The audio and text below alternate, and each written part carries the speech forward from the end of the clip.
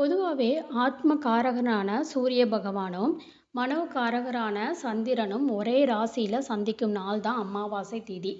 அமாவாசை திதி அன்னைக்கு பிறக்கக்கூடிய குழந்தைகள் எப்படி இருப்பாங்க அப்படின்னா, அவங்களோட இயல்பு செயல்பாடு எப்படி இருக்கும் அப்படிங்கிறத பத்தி நம்ம தெரிஞ்சுக்கலாங்க. அதாவது அம் திதி சௌமிய தோஷம் அப்படின்னா என்னன்னு ஃபஸ்ட்டு தெரிஞ்சுக்கலாம். சூரியனும் சந்திரனும் சந்திக்கும் நாள் தான் அமாவாசை திதி ஏற்படுது. இந்த தினத்துல பிறக்கக்கூடிய குழந்தை அதிக திறன நிறைஞ்சதா இருக்குங்க. ஏன்னா இந்த திதியில தான் 9 கிரகங்களும் வலுவடையுது.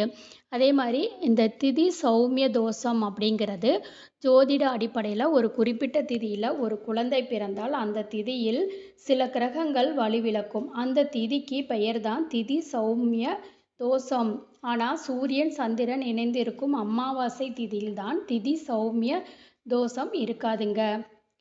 எந்த திதியில எந்த ராசி விலக்கும் அப்படின்னு பார்த்தீங்கன்னா, சதுர்த்தி திதி நாள்ல கும்பம், ரிஷப ராசி வந்து வலு இழக்கும். பிரதமை திதி அன்னைக்கு துலாம், மகர ராசிகள் வலுவிழக்கும். துவிதியை திதி அன்று தனுசு, மீன ராசிகள் வலுவிழக்கும். அதே மாதிரி பௌர்ணமி, அமாவாசை திதிகளில் எல்லா கிரகங்களும் வலுவடைந்து இருக்கிறதுனால திதி சௌமிய தோஷம் கிடையாதுங்க. இதன் காரணமாக அந்த தினத்தில் பிறக்கும் குழந்தைகளின் மூளை பலம் அதிகமாக இருக்கும் வாய்ப்பு உண்டு.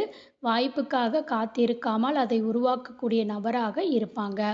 அதே மாதிரி இந்த அமாவாசை பௌர்ணமியில் பிறந்தவங்களோட குணநலன் வந்து எப்படி இருக்கும் அப்படின்னு கேட்டிங்கன்னா, இந்த அமாவாசை பௌர்ணமி திதிகளில் பிறந்தவங்க தாராள குணமாக இருப்பாங்க.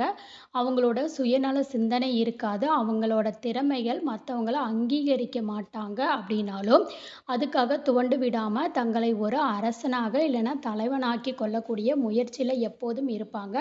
அதுக்காக இவங்க கிட்ட ஆணவக்காரன்னு கூட சில பேர் கூறுவாங்க. ஆனால் இவங்க தங்களோட உரிமையை மீட்டெடுக்கவே முயல்றாங்க அப்படிங்கிறது பிறர் உணர்றதே இல்லை. அதே மாதிரி வந்து பார்த்திங்கன்னா, அமாவாசை பௌர்ணமி திதிகளில் பிறந்தவங்க ஒரு தந்திரமான நபராக இருப்பாங்க. இவங்களுக்கு அதிக நெருக்கமாக பழகக்கூடிய நபர்களுக்கு மட்டும்தான் இவங்களோட தந்திர குணம் தெரியும். அதுலேயுமே குறிப்பாக அமாவாசை திதியில் பிறந்தவங்க தந்திரம் நெருங்கியவர்களுக்கு கூட தெரியாது. பிறருக்கு இவங்க சொன்ன சில வார்த்தைக்காக அர்த்தம் புரிய சில ஆண்டுகள் கூட எடுக்கும். அவங்களோட இருக்கிறவங்களுக்கு மட்டுமே அவங்களோட தந்திரம் தெரியும். சில சமயம் அமாவாசையில் பிறந்தவங்க செய்யும் தந்திரங்கள் அவங்களோட இருப்பவங்களுக்கே புரியாத அளவுக்கு இருக்கக்கூடியதா இருக்கும். அதாவது உதாரணத்துக்கு இப்போ 2002ல் பேசுனாங்கன்னா 2005ல் தான் வந்து மற்றவங்களுக்கே விவரம் புரியும். அந்த அளவுக்கு வந்து ரொம்ப தந்திரமானவங்க. அதே மாதிரி விசித்திரமான மனநிலை கொண்டவங்க. அமாவாசையில் பிறந்தவங்க எப்போதுமே ஏதாவது ஒரு மன வருத்தத்திலே இருப்பாங்க. இவங்களுக்கு ஒரு தேடல் இருந்துக்கிட்டே இருக்கும். தங்களோட செயல் இல்லைன்னா சாதனை கண்டு திருப்தி அடையிறதே இல்லை. சில விஷயங்களை யோசித்து கொண்டும் அதனால் மன உளைச்சலோடையும் இருப்பாங்க. இதுக்கு காரணம் மனோகாரனான சந்திரன் அமாவாசை தினத்தில் வலுவிழக்கிறதுனால தான். இவங்களுக்கு மன சஞ்சலத்தினால தான் சாதனை படைத்தவர்களாக இருந்தாலும் இன்னும் சாதிக்கவில்லை, பெரிதாக செய்ய வேண்டும்ன்ற மனநிலையிலேயே இவங்க வந்து இருப்பாங்க. அதே மாதிரி சில பேர் வந்து இந்த அமாவாசை தினத்தில் பிறந்தவங்க ஒரு திருடர்கள் அப்படின்னு சொல்லலாம்.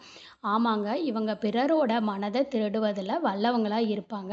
தங்களோட அறிவுத்திறன், திறமை, செயல்பாடு மூலம் பிறரோட மனதை திருடுவாங்க.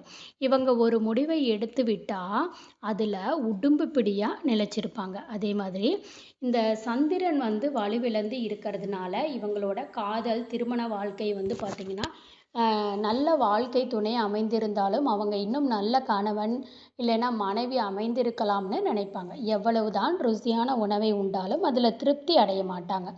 ஏதேனும் குறை சொல்லிக்கொண்டே இருப்பாங்க. பெற்றோரை நேசிக்கக்கூடிய நபராக இருப்பதோடு எதிலையுமே சிறந்து விளங்க வேண்டும்னு மனநிலை கொண்டவங்களாகவும் இருப்பாங்க. நண்பர்களே, இந்த பதிவு உங்களுக்கு பயனுள்ளதாக இருந்துச்சுன்னா மறக்காமல் வீடியோவை லைக் பண்ணிக்கோங்க, சேனலை சப்ஸ்கிரைப் பண்ணிக்கோங்க. நன்றி.